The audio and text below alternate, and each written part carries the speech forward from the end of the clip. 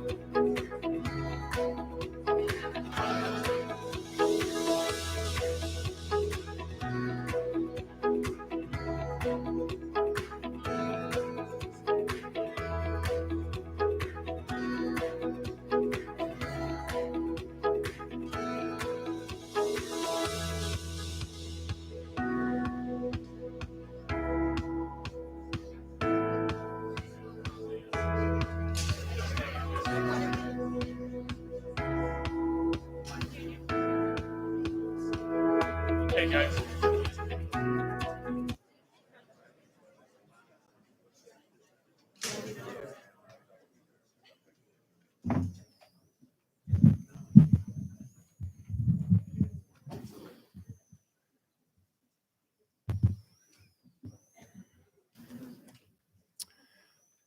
Just another average Madden event. Before we get started, can everybody hear me in the back? Before we get started, on February 8th, 2021, the Madden School made history when we created and named our very first pre-doc fellow, J.P. Rancy, class of 2016, MSIS class of 2017, doctoral student at the I School, the #1 rated I School at Syracuse University. JP, where are you? Could you please stand up, JP?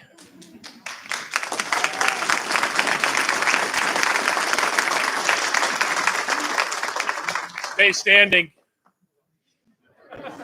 I want everybody to join me when I start. Can you join me when I start?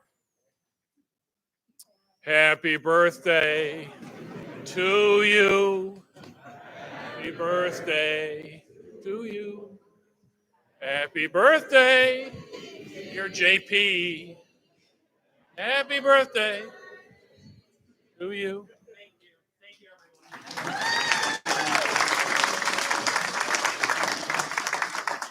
Good afternoon. My name is Jim Joseph, Dean of the Madden School of Business and inaugural Ignatian Global Fellow at Boston College. Breaking news. Pierre, you've gotten used to this. Breaking news. Everybody go to their program. Go to the back of their program.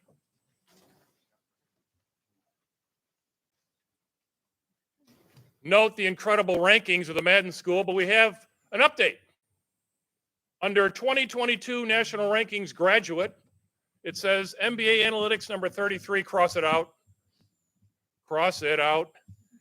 We are now number 31 in the country.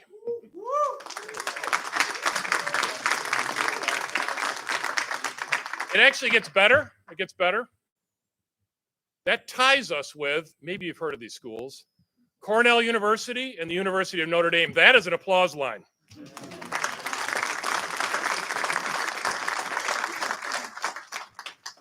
This afternoon, it is fitting to remind ourselves that every day we honor the Onondaga Nation, the indigenous people on whose land Lemoyne College stands. Haudenosaunee, the historic indigenous confederacy of the Northeast of North America, the great people of the Longhouse. Welcome to the combined April 2022 Lemoyne Diversity Central and the Spring 2022 McNeil Speaker Series. The mission of Diversity Central is to place diversity-focused events front and center on the first Wednesday of each month. Diversity Central emphasizes the centrality of diversity and equity to our life together as a community. The McNeil Academy was established at Lemoyne College through a transformational gift from the McNeil family. Their vision is to develop a world-class risk management program that emphasizes the importance of ethics and socially responsible leadership. This afternoon, Diversity Central and the McNeil Speaker Series join together for one impactful event. Dr. Tabor Fisher, we could not think of a better partnership as we embark together on a journey toward greater diversity, equity, and inclusion.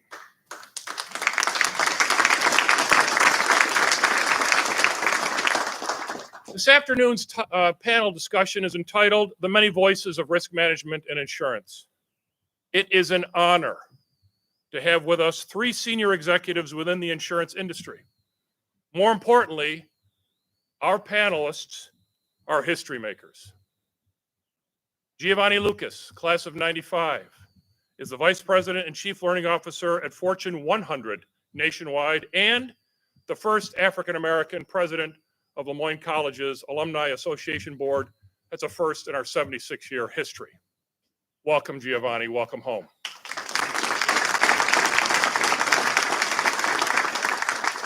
Kristen Martin is the first female president and chief operating officer in Utica National's 108-year history. We are very, very pleased to have you with us.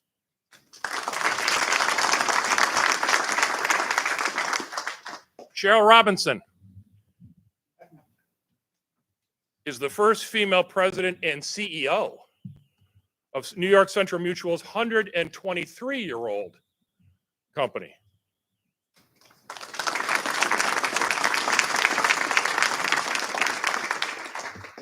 Our moderator this afternoon is the always dapper, that's not in here, I just threw it out there, Dr. Dipankar Rai, Associate Professor and Director of the Madden School's Marketing Program. And in less than 3 months, Dr. Rai will also make history. I am enormously proud of this. On July 1st, he will become Madden School's first Indian of Nepali descent Associate Dean. And I could not think of a better partner.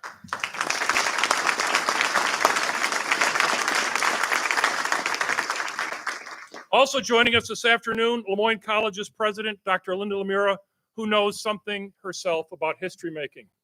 After all, it only took the Jesuits 224 years before they finally named a woman president, and she is ours.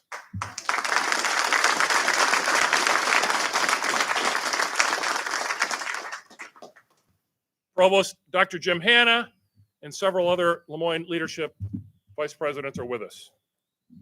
I now invite, speaking of vice presidents, Father Charles Aduke, Vice President of Mission Integration and Diversity, Equity, Inclusion, to offer the opening prayer.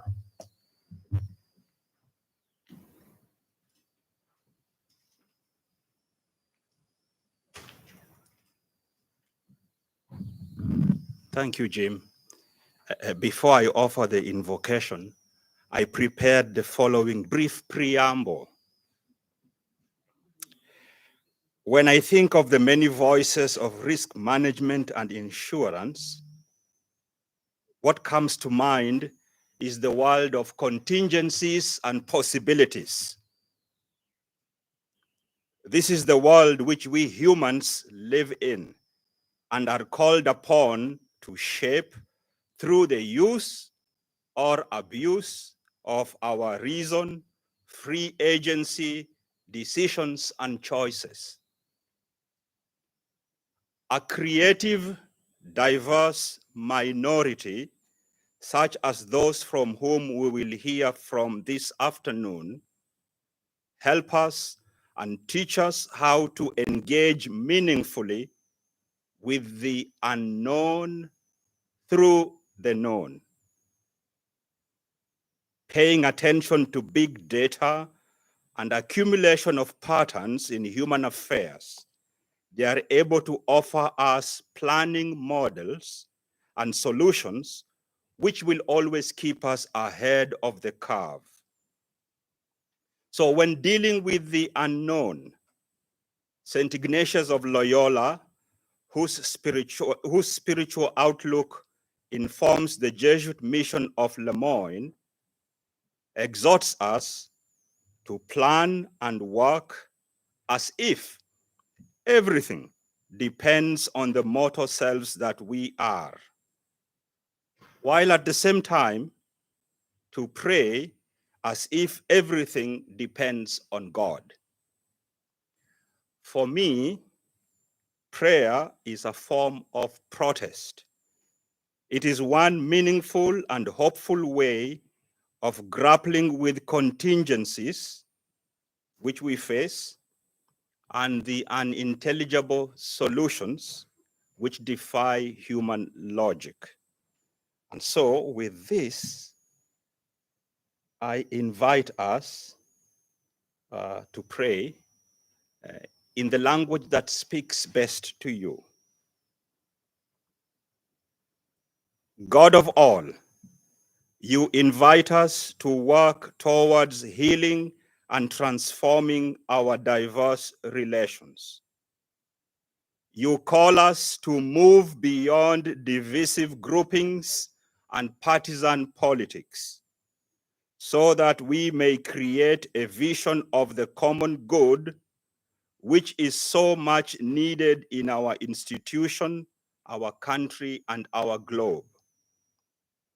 In this hour of need, you call us to see clearly with the lenses of equity and justice for all. In this time of disrespect for many, you call us to practice respect for all voices around the table, and for all voices not heard in the discussions. In this time of conflict in the Ukraine, may the firing of weapons and making of war in the land of Ukraine cease. May we stand in solidarity with all those who have suffered and are suffering in Ukraine.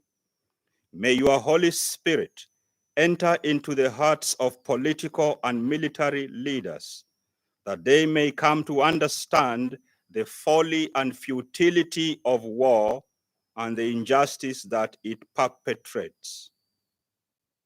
In this time of COVID-19 and despair for so many, you call us to practice hope.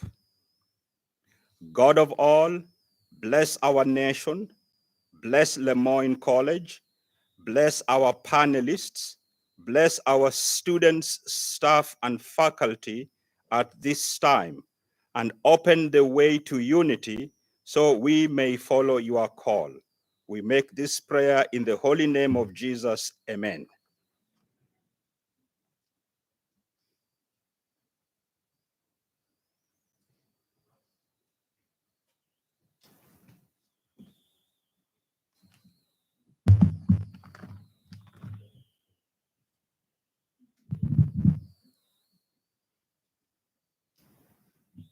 It's rare when prayer and poetry meet. That was beautiful. Students of Lemoyne College, we have been waiting for this moment. We could not wait to get all of you in one room. We envisioned it being a little cooler. To tell you this, the risk management and insurance industry is a $6 trillion global industry. $2 trillion in the US, employing tens of millions around the world. It is also one of the most misunderstood industries in the history of ever. That's all about to change. As you hear these three distinguished panelists and the moderator banter back and forth, listen for four themes. Four themes today. Theme number one, the insurance industry has been called a noble industry. The insurance industry benefits society in ways that you have not thought about or have taken for granted. Number two, the insurance industry needs every single major in this room, every single one. Now, it would benefit you, at a minimum, to minor in risk or do a major. Did you expect me not to promote something tonight? Number three, the insurance industry knows it has a problem. It needs to diversify now. DEI is at the top of their agenda, and you'll hear all about that. And number four, major theme, and many of us are from small towns where one or two people can make a difference. The insurance industry gives back to their communities in incredibly meaningful ways. Utica National, $1 million to help feed Utica, the city of Utica, during COVID. Preferred Mutual built the new firehouse in New Berlin, New York. And I could go on and on.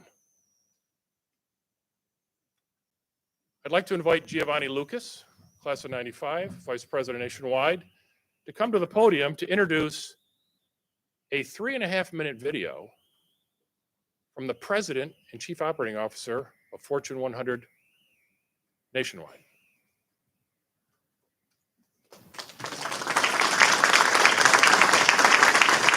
Wow.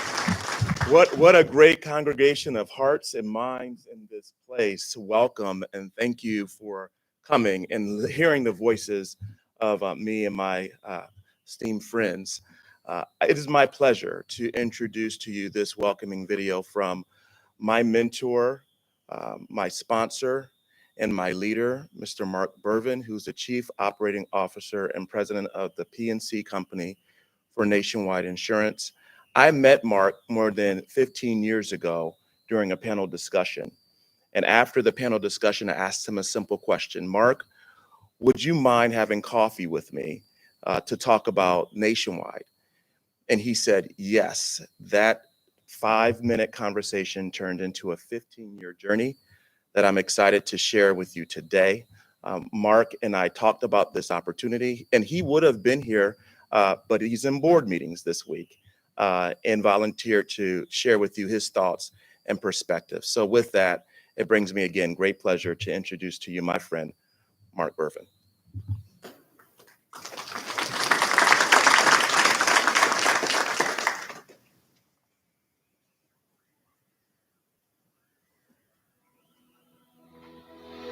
Hi, Dolphins. Thanks for the opportunity to connect with you today. As I was getting ready to talk to you, I was thinking back to when I was a student at the University of Northern Colorado. You know, I have such great memories being out on my own, establishing lifelong friendships, and studying at a terrific school. I felt like I knew exactly where my life was headed. But life doesn't always take us on a straight path, does it? After graduation, I was looking for a job that would help pay the bills and provide benefits. My wife and I were recently married, and I was looking for a little financial stability to help get us started. I found a job in claims at an insurance company and felt good that we'd be able to pay the bills. But it was that first step that put me on a path to a career full of opportunity and challenge. While those first few months were about consistent paychecks, pretty quickly I saw the variety and potential available to me. During my 27-year-plus career at Nationwide, I've worked in claims, sales, underwriting, product, corporate strategy. I've been in a variety of different roles, and I've never been bored. The other thing that I learned early on is that insurance companies play a vital role in society. At Nationwide, our mission is focused on protecting people, businesses, and futures with extraordinary care. It truly is a noble purpose, protecting what's most important to you. And I feel proud to be part of the insurance profession in moments where it matters most. After a catastrophic hurricane or tornado impacts a town, when a teen driver is getting behind the wheel of the car, or when a business owner is starting a new operation. Being in the business of protection and helping those with their hopes and dreams of individuals and families is pretty great. And even though the insurance industry has been around for centuries, we're always innovating. Right now at Nationwide, we're innovating with drone technology, wearable devices, and smart technology for our customers' cars and homes. The exciting innovations will transform how we do business tomorrow, and they're designed with the customer's needs in mind. The final thing I'll call out, and I wasn't thinking about this when I started in that first claims job, the company culture matters. I started in insurance for the stable pay and benefits, but it's the career development opportunities, inclusive mindset, diverse talent, flexible workplace, and commitment to the communities where we live and work that have kept me here. Ultimately, it comes down to our people. Our ability to understand our customers, attract and retain top talent, and sparking innovation wouldn't be possible without our diverse, engaged associates.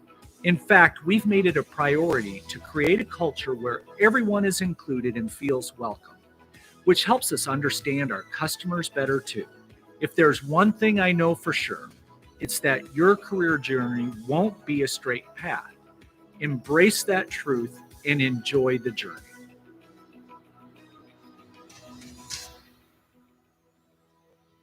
I think we should clap so Giovanni can tell him.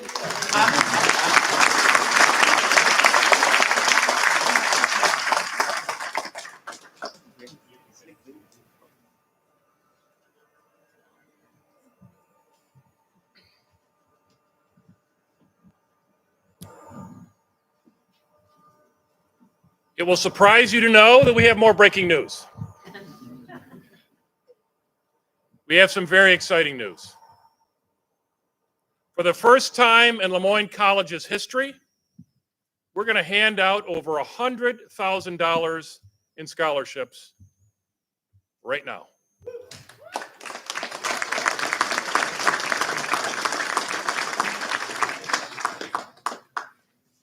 And it's all thanks to the generosity of 33 insurance companies in Central New York.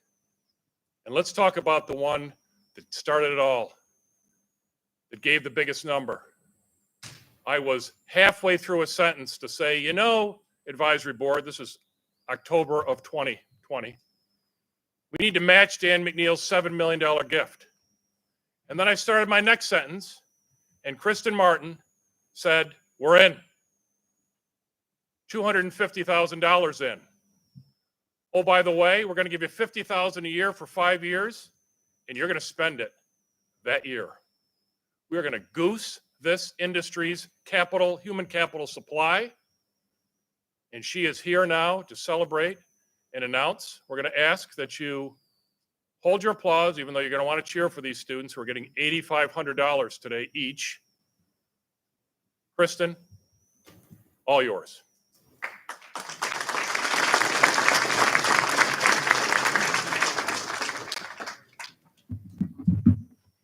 Well, good afternoon, everyone. This is a really proud moment for the Utica National Insurance Group to be part of what is being built here at Lemoyne and to announce these scholarships. When Jim showed up in my office in his very subtle and understated way to explain what Lemoyne was doing, we immediately said, we're all in. You know, at its core, what insurance is really about is helping people. So we view these scholarships as a way to help students in their career path to being part of insurance. I'd be lying if I said that's the only reason we're doing this. The other reason we're doing this is we need all of you. You are our future. You are our teammates of the future. And we're so excited that we can help you become part of the future with this scholarship, with these scholarships that we're giving out today.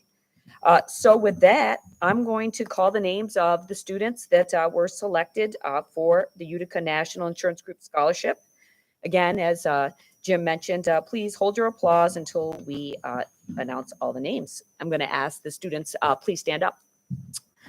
Diego Delgado, Kylie Trunfio, Elizabeth Morgan, Nuru Simtenda, Taylor Yagi, and Casey Hawk. You are the inaugural Utica National Insurance Group Scholarship winners this year. Congratulations.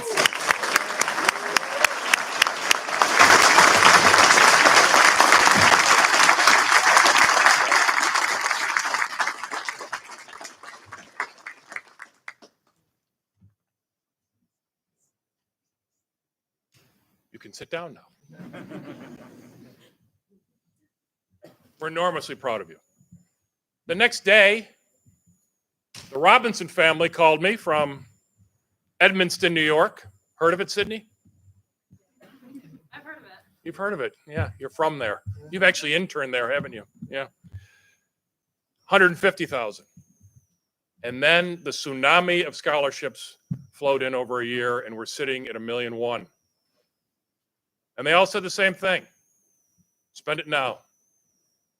Show these students how serious we are about building human capital for this industry. So without further ado, the first president and CEO of New York Central Mutual in 123 years. We love her even though she's Franciscan educated.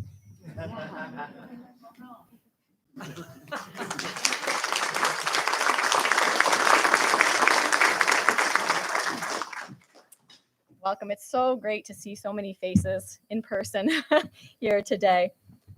Am I loud enough? All right. I don't know. I'm sure, yes. We are really excited to share with you that we are awarding 6 students in the Risk Management and Insurance Program the McNeil Academy Risk Management and Insurance Scholarship Award. These students were selected as scholarship recipients based on their academic excellence, involvement in RMI events, their interest to serve their community, and their commitment to support the RMI industry after graduation. Will the following students please stand as I call your name and remain standing? And again, please refrain from applause until we've called all of the names. Tim Dupala, Alexis S., Nathan Healy, Ethan Lowe, Patrick McGarvey, and Inek Rio. Ladies and gentlemen, I present to you our 22 inaugural recipients of the McNeil Academy Risk Management and Insurance Scholarship Award.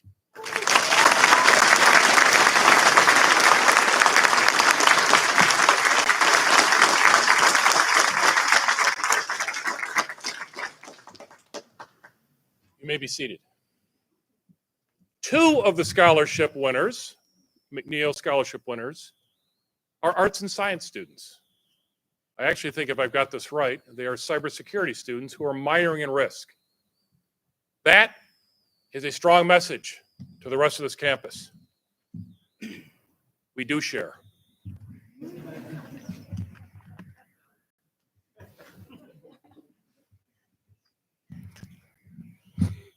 Okay, so Dipankar, are you ready to moderate this group of forces of nature here? Take it away.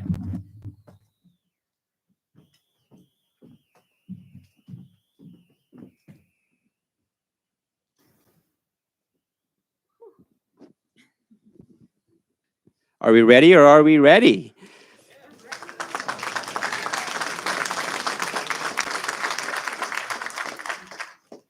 It's an honor to be sitting amongst not only great minds, but great hearts here. And we know at Lemoyne that is extremely important for us. Before I start with the questions, I wanted to thank Cheryl, Kristen, and Giovanni for their willingness to engage with us and really teach us about their world. With that in mind, we'd love to hear about your personal journey. So, could you tell us a little bit about your lives? What brought you to your company? What challenges and obstacles that you faced? And what really drives you? Kristen, if you could kindly go first, and then Giovanni, and then Cheryl, that'd be great. Sure. Yeah. Hey, this works. Yay, me. So my name is Kristen Martin. As you heard before, I am from Clinton, New York. I have 6 dogs, 2 sons, and 1 husband. So that's, and I'm a huge fan of the New Jersey Devils and the Dallas Cowboys. And so, yeah, that's, yeah, I know, right? I know that's a little bit about me, right? The New Jersey Devils, we're on our way up sometime. I'm a Bruins fan, so we'll talk later. Yeah, Here we go. Yep. Yep. That's right. So I, the interesting thing, you guys are all going to have a very different story than us, because if you asked a lot of people that are in the industry today, how did you end up in the industry? You're going to hear some crazy story that sounded a lot like Mark's on the video, which was, you came out of college and your parents said, go find a job and pay your own bills. You all are actually studying insurance, so your stories aren't going to be quite as interesting as ours. But I actually am a lawyer. So after I graduated from law school, I was a trial attorney for about 7 years. That required me to be on an airplane all the time. I traveled all the time, and I worked 60 to 70 hours a week, which was all great until my first child came along, and then I didn't want to do that anymore. So I was looking for something different, and someone said, why don't you take a look at insurance? And I came in through the insurance industry as a claims person, and got to do a whole lot of exciting things from there, because the insurance industry just has so many things to offer. From there, I became the general auditor for a while. I worked in compliance. I was the corporate secretary of the board of director. I ran our IT department. I worked in underwriting, and I got really a good look at the industry. And one of the things I find so exciting about it, and it was really funny to hear Mark talk, because my story sounded so much like his. Insurance is never boring.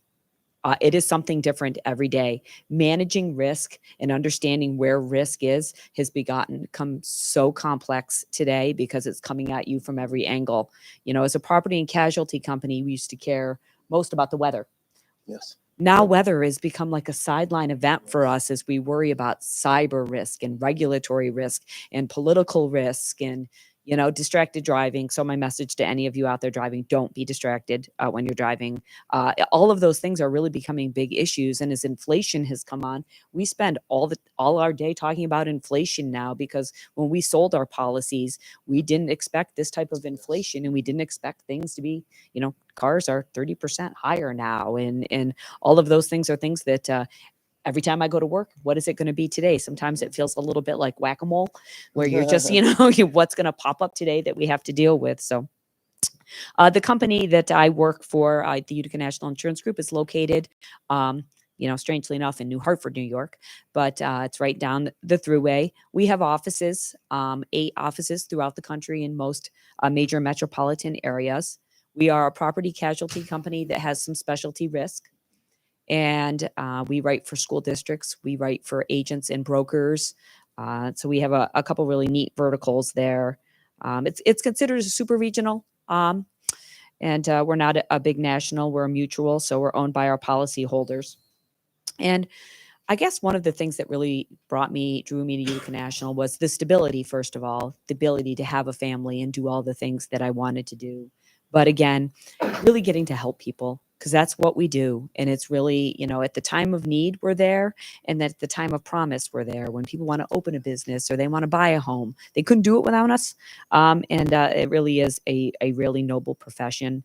I love the culture, because that culture just doesn't, it's just not what we do. It permeates who we are, and you really actually feel that this is your work family, and we go together every day to try to find a way to help people. That's our number one. How can we help you with whatever it is that you're looking for, whether it's to buy a policy or help you with claims, and all the interesting things that now go on in the industry in terms of careers there are just they're amazing. Digital marketing and analytics and everything. So the world is your oyster. I hope all of you are really excited about the careers that you have ahead of you, because we're really excited to have you.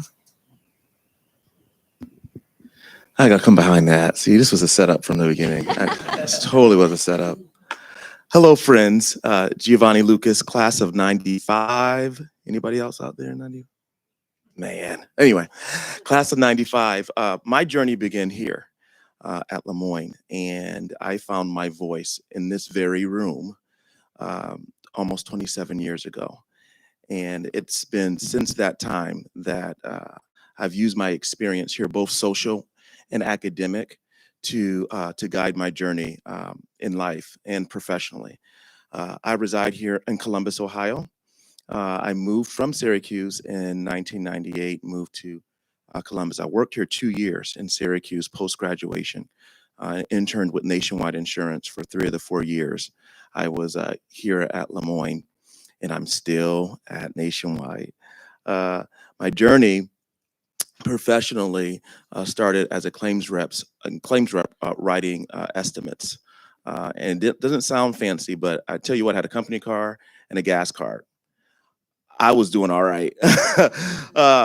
And had an opportunity to move to the corporate office in Columbus. And that's where we have been. I have 3 wonderful children with big appetites, 14-year-old set of twins who are 10 that keep Natasha and I very, very busy.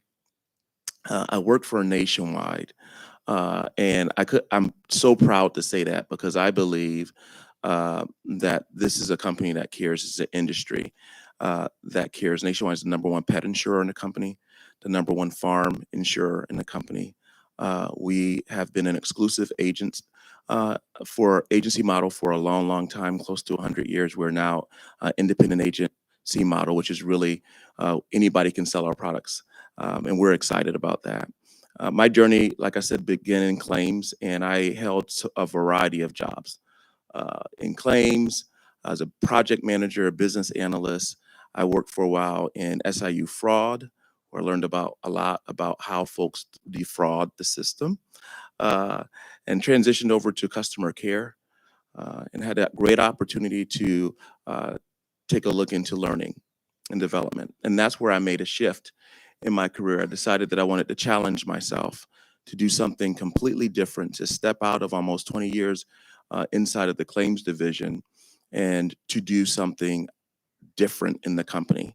Had an opportunity to serve as a chief of staff for the president of the sales and distribution organization. And that opened my eyes up to a lot as it relates to how we think, how we strategically plan and execute at the top of the house.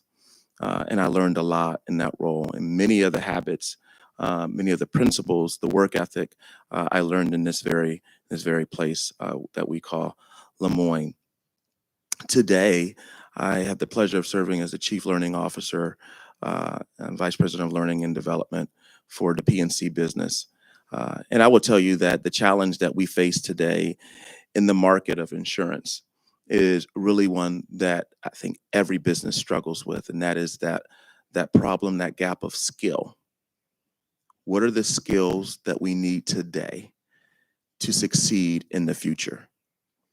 And so I sit in a seat that allows me to service and provide support for business partners in sales, finance, underwriting, risk management, claims, helping those organizations figure out how we upskill and reinforce the current skill inside our business.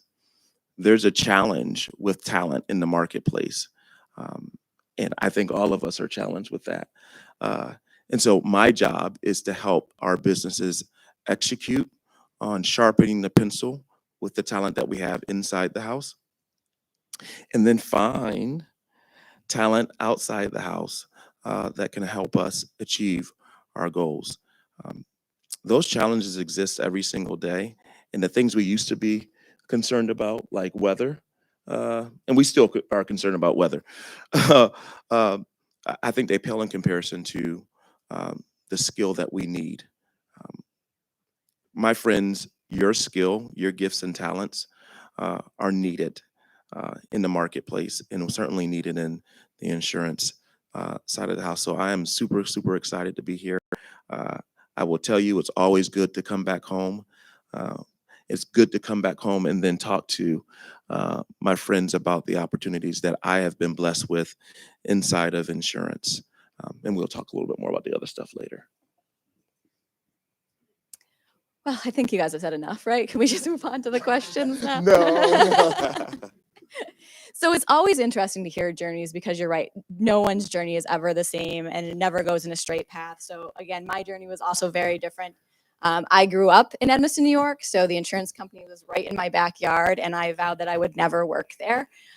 So I went to college pursuing, I thought, what was going to be physical therapy, and switched gears to marketing, and really fell in love. Actually, at the time, marketing was doing a lot with web design and web development. And that led me into that career path as I then joined the insurance company against all my wills in the e-commerce division. And really, I got to spend a lot of time on the road meeting all of our independent agents and understanding how they interact with us, how they get business to us, and how we can make that easier. So I was part of a team that brought forth the very first online rating system for our agents that integrated into our back end and created a seamless paperless workflow. From there, I then transitioned more into our IT team and focused on program development and applications, where we transformed, I would say, our legacy systems, which I'm sure we've all been familiar with, right, into a web-based system. So I also then got to spend 5 to 7 years really close up with our employees, understanding their workflows, understanding how they interacted with our systems and with our agents and with the business and the end product. So I think those were just, it was really interesting. It's something that grabbed me. I like logic, and I like to put puzzles together. And those two experiences through the IT world really helped me do that. From there, I then moved into project management and then into strategic planning for our organization, really about setting kind of the longer term roadmaps for how we were going to execute on our strategy. So that was kind of a quick journey, but it's interesting to see how we came through so many different channels and ended where we did today. NYCM Insurance is a New York writer only PNC company located in Edmonton, New York, which is in the middle of nowhere. If you've never been there, please come visit. Our campus stands right out for you. We're a $1.6 billion company founded in 1899 by a group of farmers that really wanted to help each other out. What happens if my barn burns down or something happens to my cattle? So it's really, I think, the foundation of mutual insurance companies is all about that care. It's all about being there for each other as a community. And I think that's something that we continue to pride ourselves in our culture and everything that we do every day. So. Thank you so much for that wonderful insight about you. Cheryl, so, in your story, I heard the word culture, and talking about culture, right? So let's kind of dive into diversity. So could you tell us, why is a diverse workforce important, especially for insurance companies? I think for me, it's really pretty simple, right? The more experiences, backgrounds, perspectives, and skills you bring into a conversation, the more you can generate ideas and solutions to problems that you're trying to solve. Right now, I would say the insurance industry is more collaborative than it really has ever been, as everyone strives to find that competitive advantage and push the frontier out, whether it be in operational efficiency, customer experience, or in product development. I just think the more people you have at the table sharing those different ideas allows you to push past that which everyone else is going to come up with and really then create a new kind of future. It pushes beyond the status quo and where people will just agree with each other, to really find new frontiers in all the different disciplines that we have in the insurance industry. Thank you very much. Talking about status quo, Kristen, so if diversity is so important, why does the industry lack diversity? So I think there's a couple things. One of them takes you back in time.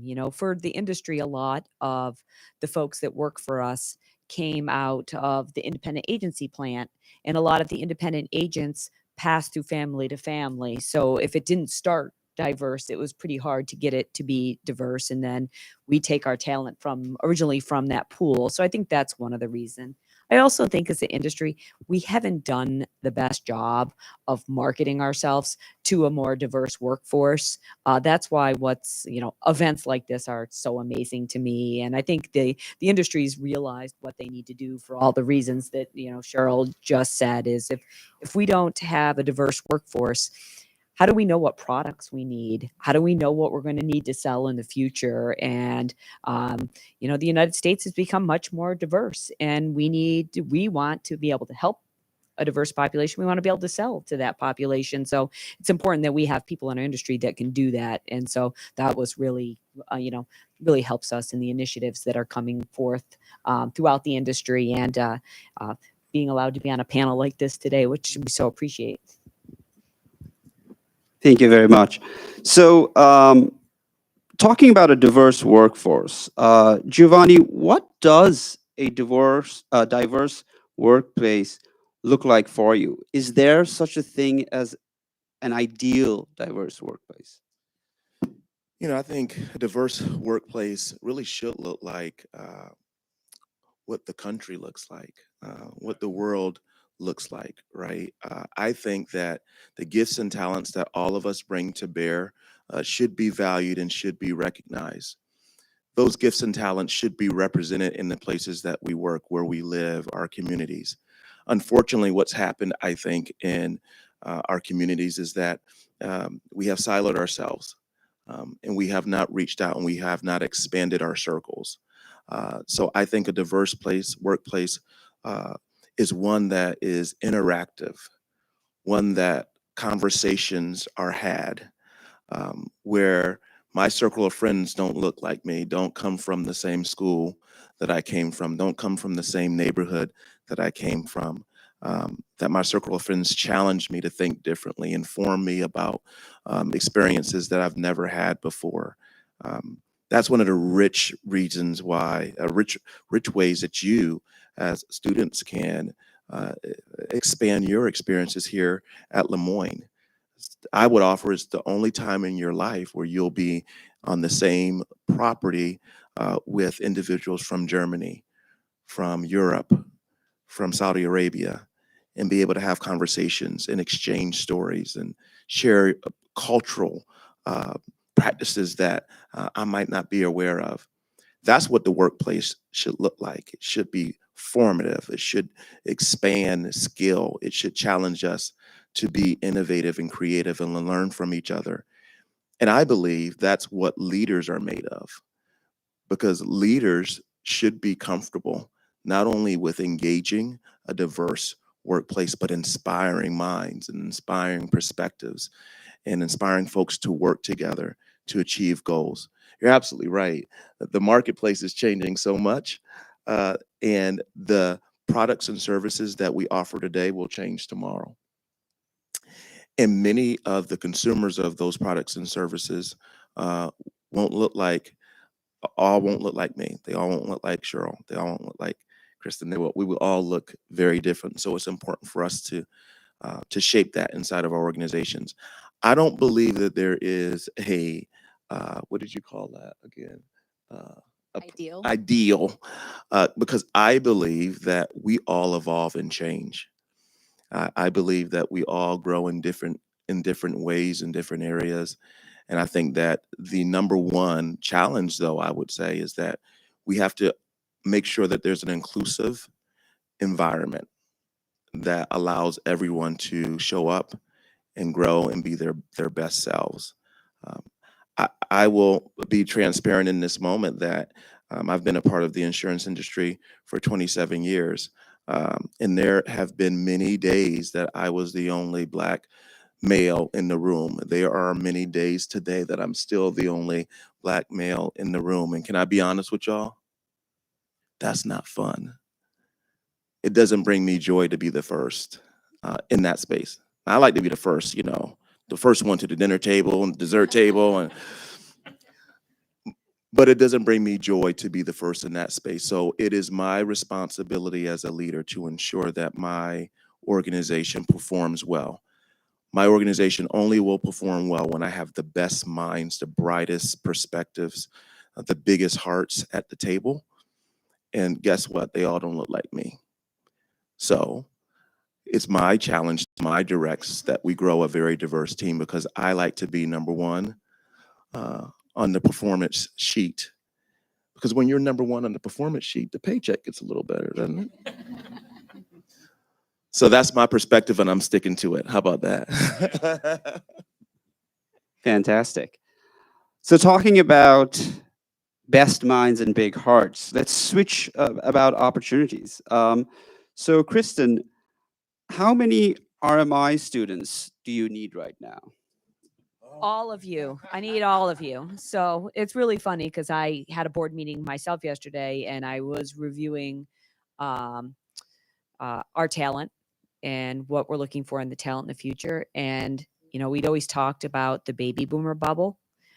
It is very much here. When I looked at the number of people who were eligible to retire this year alone, a sweat broke out on my brow, and I said, "It's a good thing I'm going to Lemoyne tomorrow because I could tell all of you that I need you." This industry has a lot of people who are getting close to the end of their career. And there are going to be opportunities upon opportunities for each and every one of you. And we're really can't wait to see your resumes come across our desks. Let's remember that, everyone. Talking about opportunities, Cheryl, what do you think would be a good double major with RMI?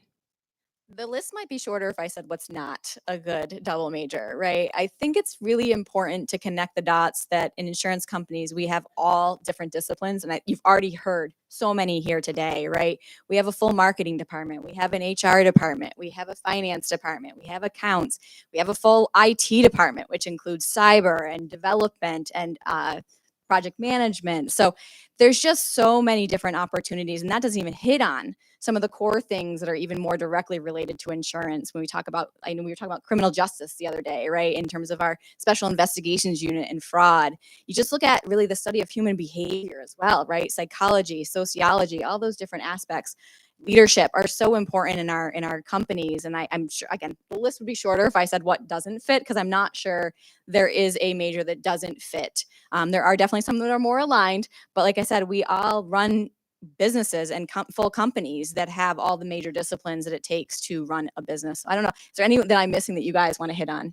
So even nursing, Yeah, oh yeah. there are claims. in claims, there folks get hurt when there's accidents, when there's catastrophes, and we need that expertise as well, so that you can go on. I don't know if there is a single major that would not fit in this industry, and that's what makes this industry so rich. I always brag with my friends who are not in insurance, because I'm like, I'm in a business that serves the whole community. That. Thank you. So I'm hearing that RMI would fit well with a lot of different other expertise, right? That kind of adds to the intrinsic value of the institution, which is fantastic, which is what we are set up for here at Lemoyne. And so this is just a great opportunity, and I want to thank all of you for letting us know about that. So talking about intrinsic value, Giovanni, you know, Jim mentioned, and it has been said that the insurance industry is a noble industry, right? So could you give us insight on how does insurance benefit society? Absolutely. So, can you all hear me okay? Uh, Again, I started in my career in claims, and I think that was a good, was a frontline seat to why insurance is a noble profession. When you think about putting people's lives back together, that's what insurance companies literally do. I had an opportunity um, to support our clients who experienced losses during a catastrophe. There are 3 hurricanes in Florida. I don't know, some of you might recall when we had 3 hurricanes that hit the Florida area. And I was on the ground supporting our customers who had lost their homes and lost their automobiles, and some of them have unfortunately lost their lives. Uh, I I showed up to what was the house that was no longer there, and I didn't have a check in my hand. The first thing that we do is always see about how the customer is doing, and most times that was a hug, an embrace, with the customer sobbing. I don't think that's in training anywhere, at least not where I am. But I realized then that, not only am I a conduit for putting their lives back together, but in that moment, I was a human being. I think that defines for me what noble, how noble this industry is. Is that even in those darkest of moments, you're still a human being and you're touching the heart in the moment. And we're doing that every single day, not just during catastrophes, but it could be a catastrophe for one of our seasoned um, members to have a $400 automobile claim. Sitting down at the kitchen table with a seasoned member and having a conversation. I share this quick story. I was in rural New York, and this client, she member had I would never forget this. It was a 1989 Ford Crown Victoria. It had a quarter panel dent. It was like a $400 claim, right? So I'm like, I'm gonna be in and out of this place, and she's like, "No, come on in." And I'm thinking, "Oh my." So I'm sitting at the table, and she says, "Oh, it doesn't look like you. Do you cook? You don't cook. Let me go out and get some tomatoes from the garden. Don't go anywhere." And I sat there. She brought back some tomatoes. Uh, and that story resonates with me because that's the connection, that's the human connection that this industry provides to its clients. From a catastrophe all the way down to a $400 claim, we are connecting with hearts and minds every single day. That part of our industry is not told often, so I thought I would just share it with you that um, you pay a premium for protection.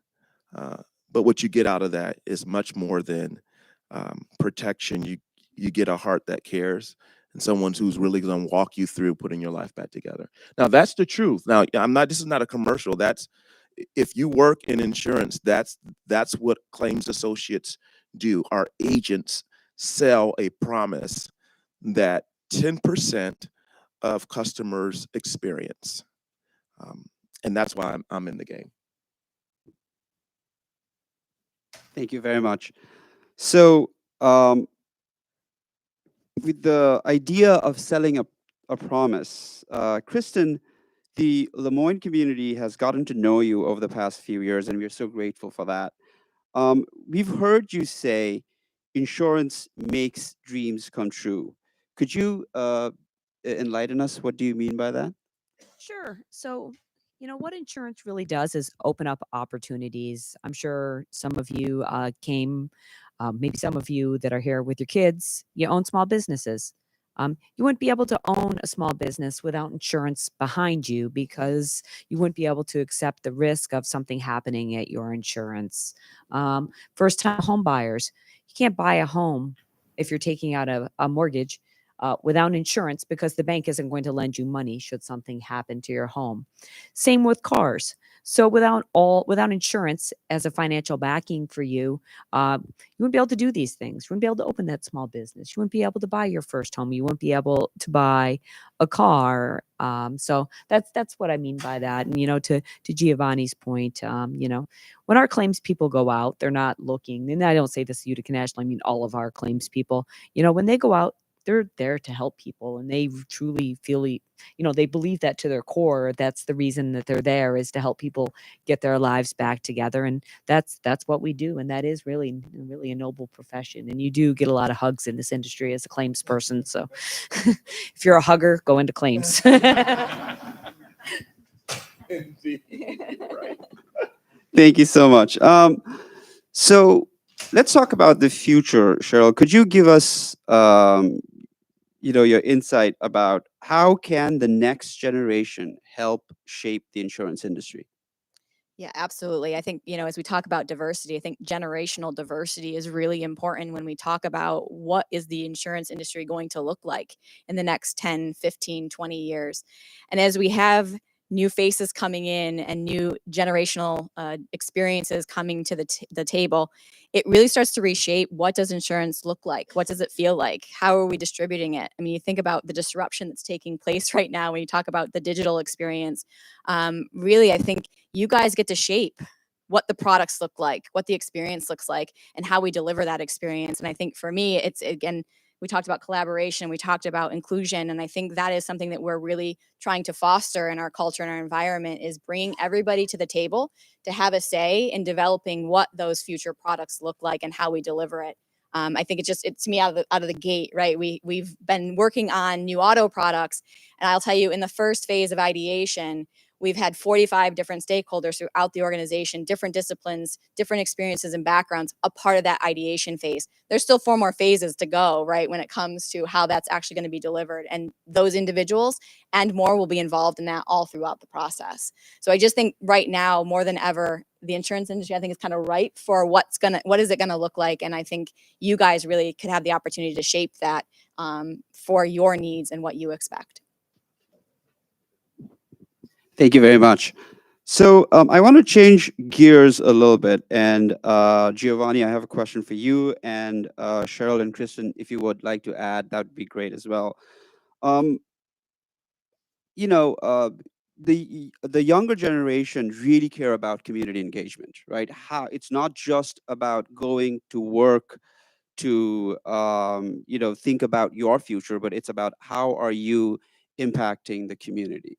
So could you tell us about your proudest story about your company's community involvement?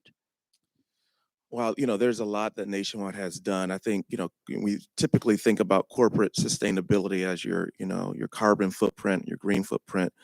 Corporate sustainability really is around the legacy that your firm leaves in the marketplace in which it services its clients. And as I reflect on the 27 years I've been with Nationwide, I think the proudest is our investment in Nationwide's Children's Hospital.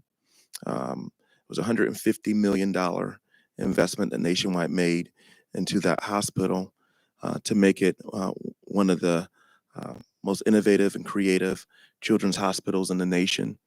The countless investments that are made in the communities in which we have,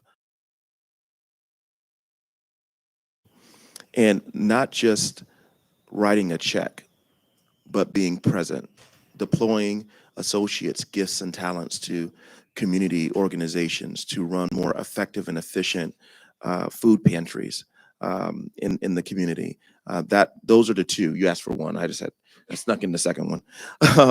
Are the proudest moments, because it demonstrates that most of our companies can write a check pretty easily, but deploying the gifts and talents that reside inside the organization, to me, tells a different story.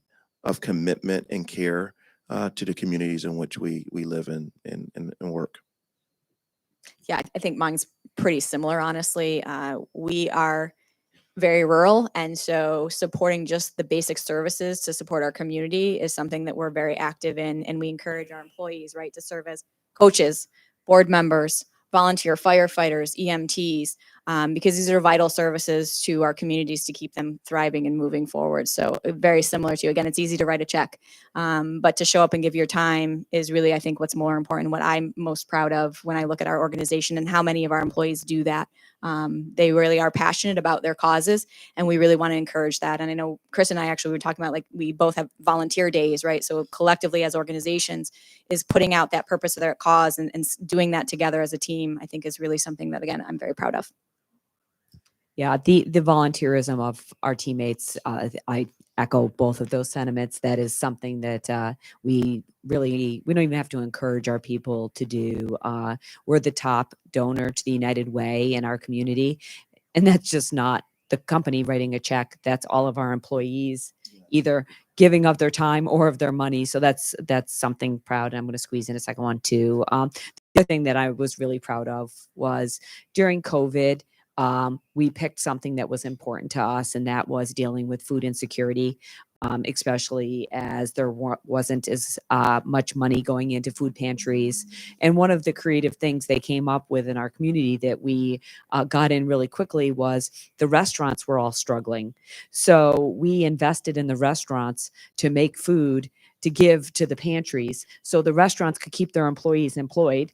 They continue to have a revenue stream, and people who had never got to eat a yummy meal from a restaurant were showing up at the food shelters and being made these delicious, homemade meals. And it was something that went over really, really well in the communities where we were, and we were really proud of that. And I'll piggyback. I know that not just nationwide, but I'm sure your firms as well. When there is a catastrophe, insurance companies are the first ones to show up. And we're not showing up necessarily to offer support to our members, but to the community.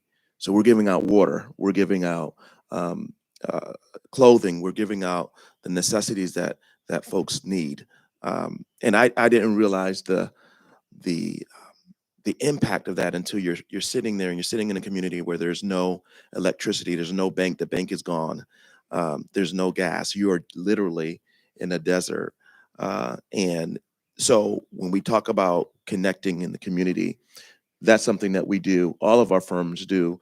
And no matter who needs the help, it doesn't matter if you're from Utica National, or if you're from, Nationwide or State Farm, wherever you're from, you're providing that service. So I just thought I would just throw that in there because I know we all do that. Yeah, I'm guessing we could probably go on and on. So, right, yeah. Yes.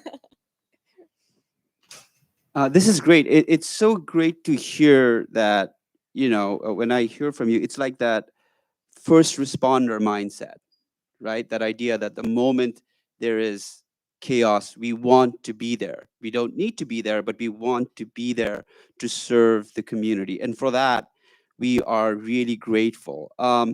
So with community in mind, I would now like to open the room for questions from the community. If anybody has any questions to engage with the panel members, it'd be great.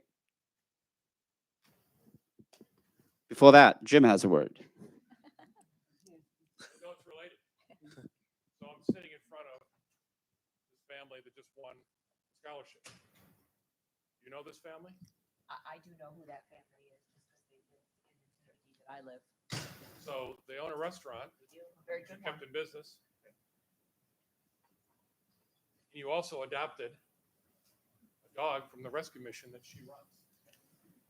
Oh. That's awesome.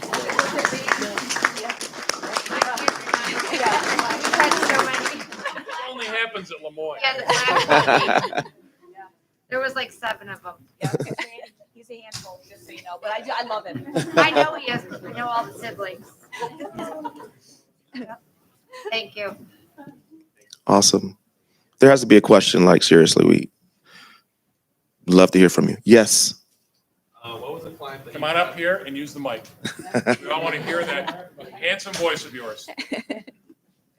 It's like a game show. What was a client that you've had in the past that stood out to you and like validated your career choice? Mm. Mm. Validated my career choice. Mm. I don't know. We're all looking at Gianni. I don't know. Yeah, You mean you got somebody this. that bought insurance from us? Yeah, just like someone that you've helped out in the past that I guess like made you feel good too. Oh, Oh, can I tell you? I'm not going to name. Mike. I won't name names for you, but I will tell you, they write us letters, and it's not about me because I'm not the person they're dealing with, but we get letters from our insureds, yes. and they're so meaningful, and we actually share them with the entire company at special. We get together as entire teams, 1,300 people, and we read those things, and every single one of them validates what we do. That's if we're not tearing up. Yeah. See 1,300 people with a tissue, because the stories that those people tell are just so impactful. So thanks. That's a great question. And thanks for asking it. Thank you for answering. Yeah, and I just wanted to add a little bit because I came obviously through a very different path, right, where I wasn't necessarily dealing directly with customers, but it was a story through COVID that hit me, and again solidifies. There's tons of moments that solidify the choice in this industry, but it was actually an elderly woman through our call center. Again, simple claim, right? Something so super easy. She was so lonely and isolated. Our call rep understood that, saw that, and actually made weekly phone calls to her through COVID to give her somebody to talk to for even just a few minutes. So it's just those moments that just tug at your heart and really solidify the decision. That's awesome.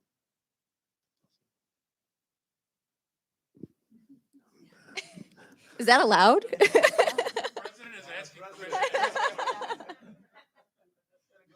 I just wanted to be sure.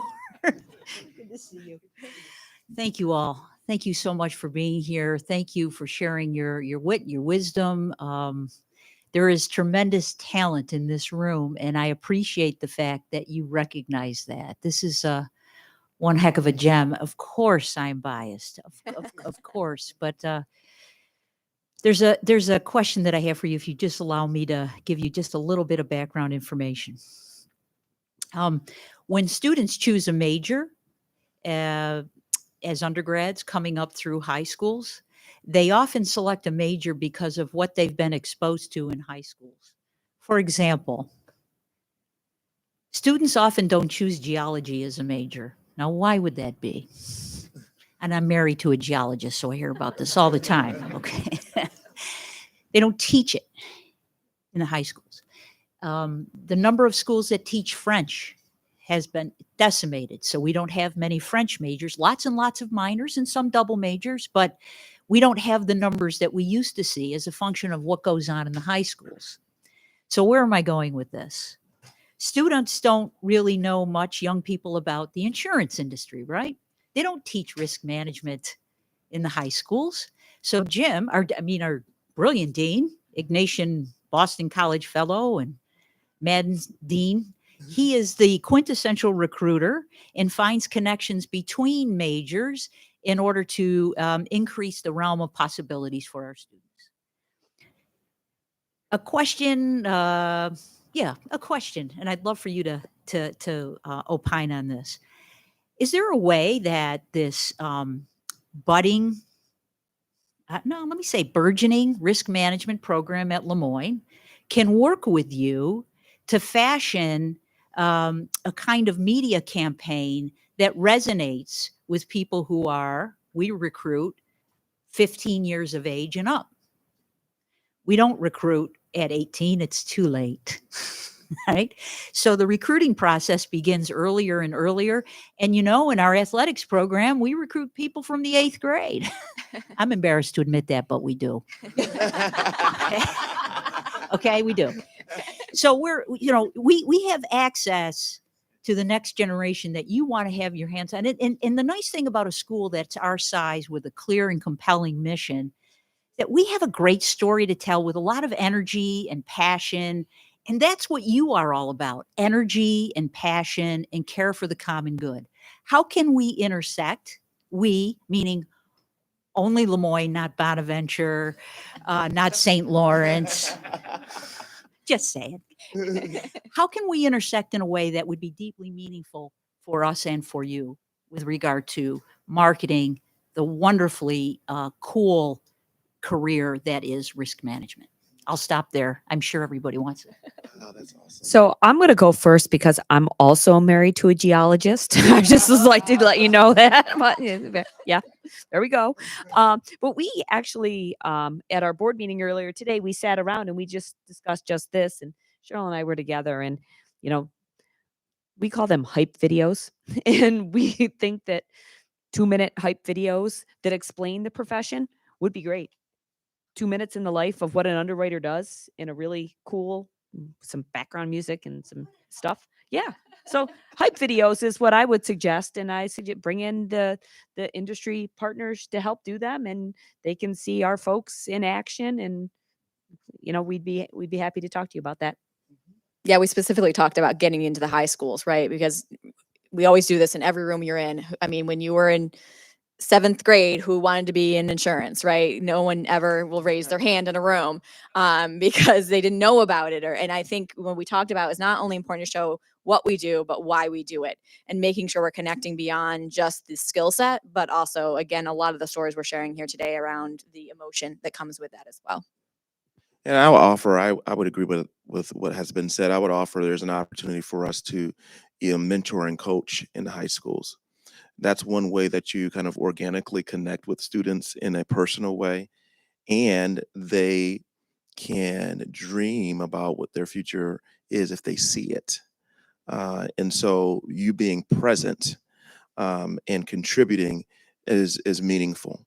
So I think that's something that we can also do. I love the hype videos and really, bringing some level of excitement. For God knows we haven't, but also being active in the community. I think in terms of mentorship and coaching, which is a big deal today on the back end of COVID, as you can imagine. So thanks so much for the question. I hope we answered it.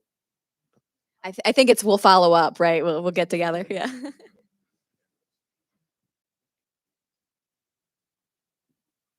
I have a question for you. Yes. How do you think climate change is going to be impacting the insurance industry, and what are you doing about it? Oh. Okay.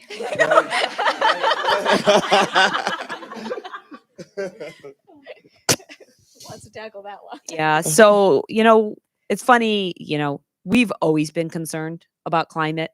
We talk about weather. We talk about where people are choosing to live, how it impacts certain neighborhoods more than others, and the decisions that are being made in the construction of homes and what materials they're using.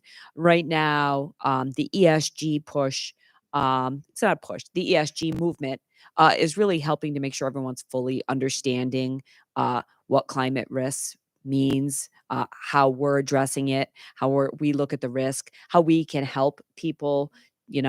There may be a time where we decide that it's not a great idea to buy a house there or to continue to rebuild homes in that place, and help people make choices about where is a better place that you might live. There's a lot of green initiatives. All of our companies have them. They're pretty exciting. We have green initiatives that are building to look at our carbon footprint. But that's not enough. We have to look at green policies. How do we encourage other people to go green by offering insurance products that they can use? So those are all things that we consider all the time. We're certainly looking at every lever that we have. We all share this planet together, and we all want it to be around in the future for our kids in the manner in which we have all been able to enjoy it. So it is the ESG is something that's welcome, and it's actually really interesting to work on to find out the things we can do and how much each one of those things move the collective dial. Yeah, I think from our perspective too, we've been also exploring and understanding how do we incentivize our clients to also consider this issue for themselves. To your point, like rebuilding in places that continue to create issues, and how do you fortify homes, and how do you do things like that? So I think there's also an opportunity not only beyond our own footprint and how we make that impact, but how we incentivize the customer base to start to consider these issues and treat them accordingly and make changes in their own lives.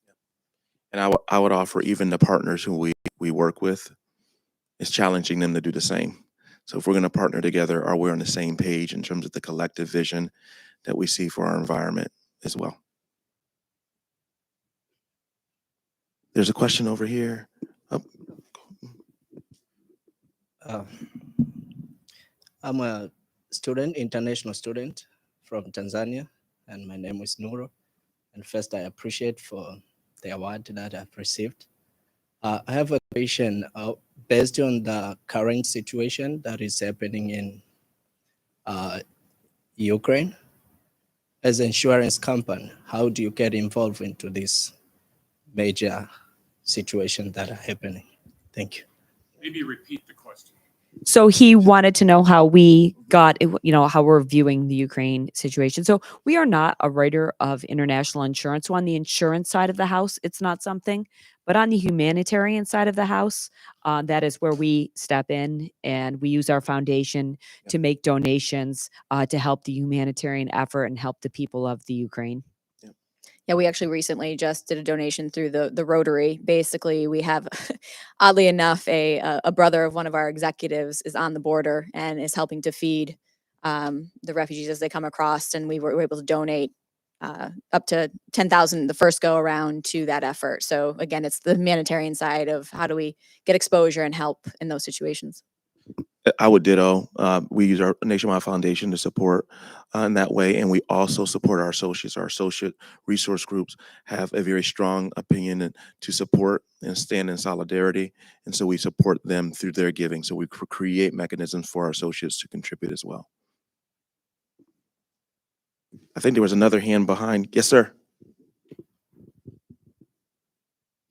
can just come right up to the mic if you have a question. You don't have to raise your hand. Just come on up to the mic. I just want to say thank you guys for coming. I came in here thinking that insurance was just business, and like you've taught me that it's more than that. It's like family. So also, like my question was, what was like your hardest moment that you faced in insurance, and then to follow that up, like what was the best moment that you've had in insurance? Ooh. That's a tricky one. Wow. So the hardest moment for me was, boy.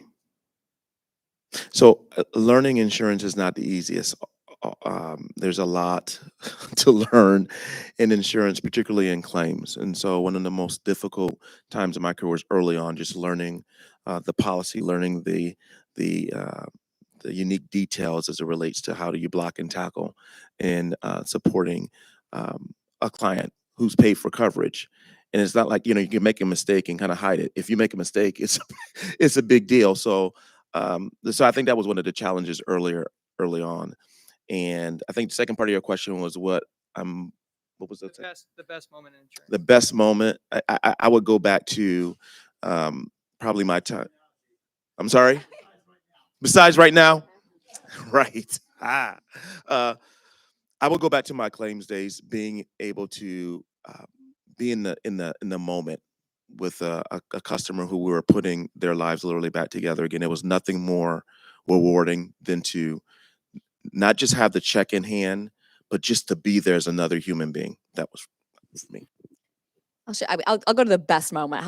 Like it's probably not the best, but it's one that stands up in my mind, right? So coming through the technology side of things, I remember for me the teamwork that went into delivering and actually removing our legacy and going to a web-based system. It was 3 days of nonstop effort and work for a team. I literally did not sleep for 3 days, and I don't drink coffee or caffeine. So that was a challenge in of itself. But just to see the people come together for a common good is something that, again, just reassures the greatness that you have in your organization. So for me, that was a really solidifying moment of the people that we had. And it was not a small feat. I'll just tell you that right now.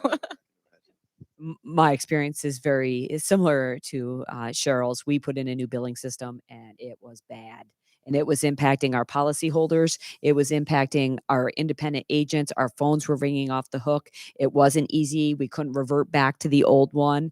And it was 5 months of not pleasant times. But I just remember people in other departments calling and saying, if you need me this weekend, if you need me to do this, if I need you to do that. And the whole team just rallied around recovering this horrible billing system. And I was like, okay, so this is a terrible time, but it's an awesome time too.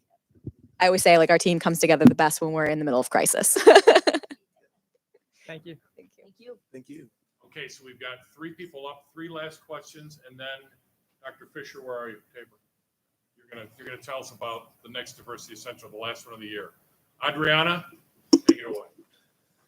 Hi. So obviously we've discussed and touched upon how it's not a very diverse field you guys are in. And obviously you 3 have a very diverse background. So I was wondering if you could tell me a little bit about the challenges you guys have faced in the industry, as well as some benefits having that diverse background. I would offer for me that the challenge is, not seeing me, and that's not comfortable. And transparently, it's frustrating. It has been frustrating. But I've always made, and those of you who know me very well, like Barb is in the room. She knows me very well. That I want to be a part of the solution.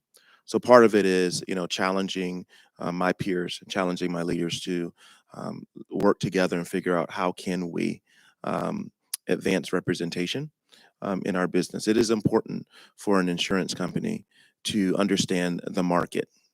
We're designing products, services, and we have to be in position to know our client base, not just the clients we currently have, but the ones we want to take away from other carriers.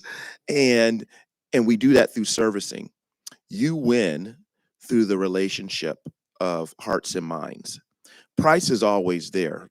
People can shop around for price all day long, but people will stay based on service. They will pay more based on service. You all shop at Starbucks because, and it's higher than going to, I don't know, to the Kroger's, because of not just the product, but the service, how they make you feel. And that's what business we are in. And so that's what I've done, is challenge my peers, challenge my leaders to think differently. And I've done that myself because I believe having the most diverse team in the world is the number one lever to exceeding. Now that's my story. I'm sorry, I probably took too long. That's a great story. We love listening to you talk to you. Yeah. Yeah, well, you just do all of them. I will tell you, inside the walls of Utica National, I feel like we've always been, since I've been there, the 20 years, it's been pretty progressive. And there's been just more and more females on the senior leadership team. So it's really great to look around and, have outside of the walls. I've gone to industry events, and this one's got about 3 years on it. And I remember this big industry event, and I was there with my husband, and everyone assumed that it was him. So Every time. they're asking him questions, and he's like, "I'm a geologist. I have no idea." But so those are one of the things. Those are kind of things that are still a little bit uniquely frustrating. It's like, that's just not a good assumption. Like so that's one of the challenges. One of the challenges is to get people over that hurdle and to assume that not assume who is the person that is the insurance person. My husband's a phys ed teacher. I let him stay in the conversation. I go to the bar. We'll see how that pans out. If I look back again, I think in the walls of our company, I haven't necessarily felt it, but I think just as a female in this industry, it's very obvious. I remember my first year, I did math, right? Like how many women are in executive leadership positions, and there weren't many, if any, right? I think it just changes a bit for me, how I behaved, how I interacted, right? You felt like you had to be a little bit more forceful. You had to be like one of the guys. And that took some time to overcome. And I think it's now how I've tried to overcome that is helping the next generation. So looking at our compensation structure, looking at our recruitment practices and policies, looking at just our culture and our environment. I'm somewhat ashamed to say this, but not that long ago, and there was a men's table. I mean, that existed, right? And so breaking down those barriers and overcoming that culture that let that happen and saying that's not acceptable anymore. We need to now reward the inclusive nature and having diverse thoughts. So for me, that was probably just personality wise was the hardest obstacle, was to be not just be myself, somebody else. I felt like I had to be somebody else. Thank you. All right. In terms of internships and job opportunities for students' interest in the insurance industry, what qualities or skills they need to have or develop in order to be successful in the industry? Like our learning officer is good. I would offer that, when we're looking for interns at Nationwide, we're looking for individuals who are excited about who they are, who can articulate what they believe their gifts and talents are, what they bring to the table that's differentiating. Um, I can talk all day about thought leadership. I could talk about active listening. I can talk about collaboration. But when we're looking for interns, we need you to stand up in those spaces, and show up during the interview process, right? It's important to do the eye contact. It's more important for you to demonstrate passion and a confidence in what you bring to the table. That's what I look for, because I believe when I have someone who's confident, who is inspiring, who is energetic, the rest of the stuff could come. I can't teach that stuff. I can teach you the other stuff. And I think we would all agree that if we have someone who's excited, who's passionate, who's energetic, who's confident about the skills that they bring to the table, come on over. We can teach you underwriting, actuary, finance, product, claims, shucks, aviation, real estate. It's all in our business. So that's what I would say we would look for. Yeah, I think you nailed it. So, we've talked a lot about different examples and ways that you guys help the community. But in terms specifically of diversity, what are ways in which your companies has helped underprivileged communities? You mind? I can start. We've partnered with HBCUs across the country. We've partnered with local high schools across the country. We've also partnered with local legislative branches to really get our arms around diversity and understand how we can play a bigger role in our community. One of the things that's important at Nationwide is that it's not just job opportunities, it's a culture, right? So from the boardroom all the way down, what does that family portrait look like? And if that family portrait doesn't look like the communities in which we serve, then there's an opportunity for us to kind of think about how do we make that change? How do we go about that differently? So we've done that in understanding our communities and really not just inner city, but I'm talking about rural as well, right? How do we understand our communities? And one way you do that is you deploy your associates to activate and change those communities with our gifts and talents. And so those are some of the things that we've done at Nationwide. I'm sure that you all have done some of the similar things. Yeah, so we actually had our community come to us and tell us. So our inner city there's many people of color in it, and it's actually very diverse because it is a refugee center. Utica, New York is. So there are a lot of people from a lot of different places. So they would come to us, and we did a literacy initiative that was very important to them, putting things in the hands of people who couldn't afford them at a very young age. If, some kids going to school had tablets in their hands by they were 3 and others didn't have that opportunity, we helped them with those initiatives. We also, before COVID, and it's something that our teams loved, we used to have tutoring right on our campus. So they would bring buses of children who needed extra help from our inner city school in, and we would do tutoring too. And I'm hoping that's something that maybe could come back once COVID is over. When COVID's over. When it's soon. over, yeah. Very soon. Yeah. Yeah, I think again, very similar. I think for us, it's also about giving a leg up in life and how do they. So again, food insecurity, supporting school programs that help kids be able to thrive in school is really, I think, where we put our focus as well. So we've changed the script, and Dr. Fisher's going to wait just a second to introduce the next Diversity Central. And it looks like maybe she'll wait another second because I see Bill there. Giovanni, this is really a comment and a question specifically for you. In my short term as provost, I've gotten to know you a little bit through some of the board activities in the alumni board. And I just want to tell the college that a few months ago, I was talking to the alumni board and updating them on 2 searches we were doing, designed to recruit faculty that would diversify the faculty in the College of Arts and Sciences.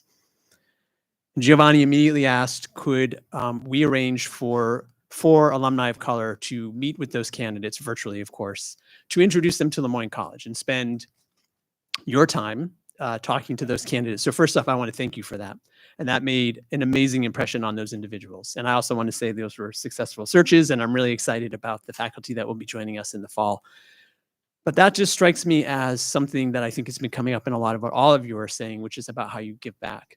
So I wanted to know if you could say something about why you continue to give back so much to Lemoyne College and what it meant to you and your formation that you went to Lemoyne as a Jesuit institution that really emphasizes service, leadership, values, and how that's shaped your life and your career. And I'm sorry to the other 2 panelists who didn't go to Lemoyne, but I think since we're here and you're back, I think this would be a nice opportunity for all of us to hear what Lemoyne has meant to you, because you've been such an important member of our community.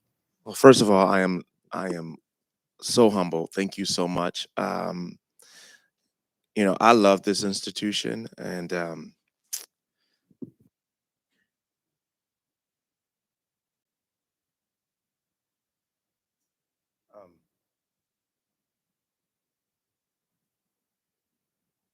I walked on this campus a very different person than I am today.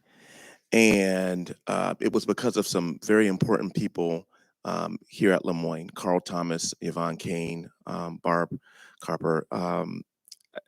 They inspired me and believed in me when I didn't believe in myself. They championed skills and gifts in me that I didn't possess at the time, and I learned.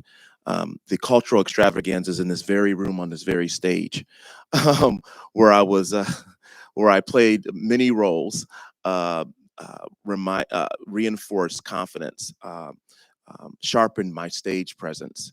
And they reminded me every single day of the possibilities. I realized that if it had not been for them, I would not be where I am today. So my commitment to this school is to the legacy of those who came way before me. I feel indebted to give back because so many people gave to me. This school was not always, or did not always, represent the best of humanity, and I don't mean that in a horrible way. There were not a lot of folks who looked like me on this campus.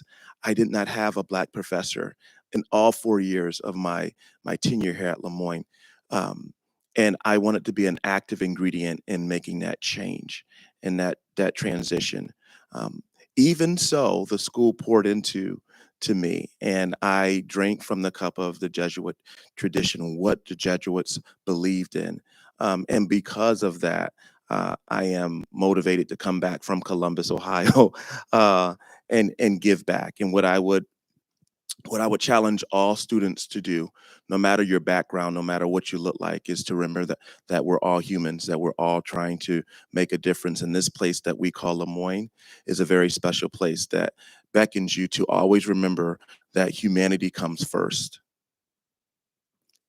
not the color of your skin. Humanity comes first. And when we can sit at the table and reason together and disagree and go out for cocktails after, or dessert, or both, we have won. So thank you so much, because I believe that we become what we see. We become what we see. So to my BIPOC students who are in the house, we become what we see. To my white friends, my brothers and my sisters, we become what we see. We stand in solidarity with each other to make this place, what we call Lemoyne, a better place. That's why I come back, because I believe that Lemoyne is better than what we see. That's all.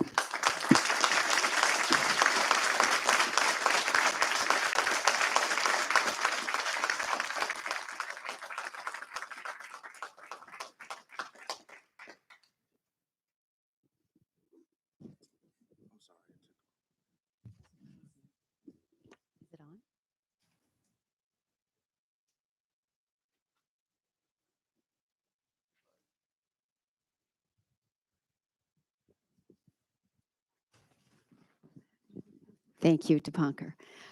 I'm almost kind of glad for the little bit of fumbling and the mic not working, because to follow that is really tough.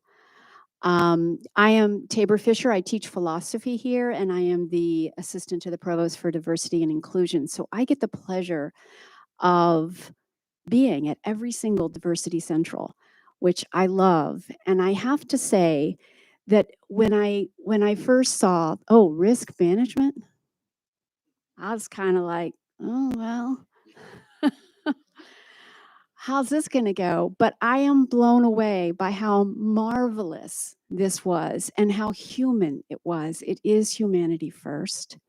I think about words that I heard about collaboration and creativity and interactive workplaces that would be diverse workplaces. And then you talking about your work, and I'm like, wow, this is really important and central to the mission of Lemoyne College. And then you started talking about minors. And I'm sitting here, my ears are perking up, because I teach in the philosophy department, and we're one of those things like geology that people like, I don't know what that is. And then we force you to take it in your first couple of years, and you're like, yeah, now I know what it is. And yeah. But I think some of that is because it's done in the, you have to take it. So you're kind of like, you're resistant. Just like kind of when I walked in this room, I was like, risk management. But it turned out to be really cool. So I just want to throw out to all of you wonderful students the ethics, values, and professional life minor, which I think would work really well. Especially, see, and they agree with me, after hearing you guys talk about the level of service that's involved and the human connection and the love that's involved. And I know that our Lemoyne students have this. I also had the pleasure of going to New Orleans, I can't count how many times, 5, 6 times, with busloads of Lemoyne students who rebuilt houses after Katrina, and who tutored children who had lost years worth of schooling in the process of that catastrophe. And so I know it's in your hearts, and I think this is amazing, And if I wasn't busy promoting the philosophy major so much, I'd promote your major, but I'll promote our minor as something. And you know what else? Our communications minors could really help make those hype videos. So that would be something. But it's a pleasure. It's a pleasure to hear all this. This is amazing. I have had the experience this academic year of, again, partnering with McNeil to learn about culturally competent healthcare. We have experienced poetry from a disability rights activist. We got to learn about the beloved community as we celebrated Dr. Martin Luther King Jr. We worried about LGBTQ rights and mental health and how those things interact. And we just recently had a very nice presentation on immigration and how that affects the United States and how we approach it. So all of these wonderful things and this lovely panel today are all part of Diversity Central. So, but wait, there's more. There is one more this year, and that will be called A Nurse Like Me. Exactly a month from now. It's always the first Wednesday of the month, right here at 4 p.m. We will have a panel of nurses and nurse practitioners to talk about how important representation is in healthcare, and how nurses and other medical professionals can relate to the diverse clientele they have. So I hope you will be back in 1 month on Wednesday, May 4th, 4 p.m. right here. And thank you so much for your kind attention tonight. Thank you.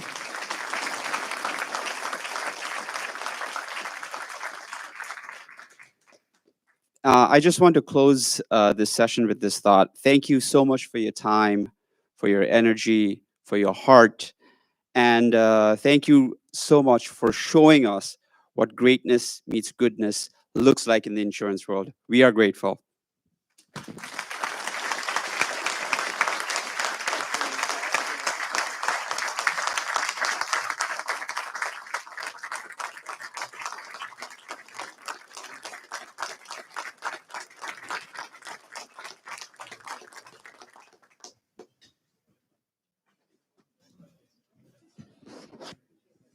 Thank you so much. This was just fantastic. Yeah. Families are going to stay of the scholarship award winners to get pictures with the presidents. That means you.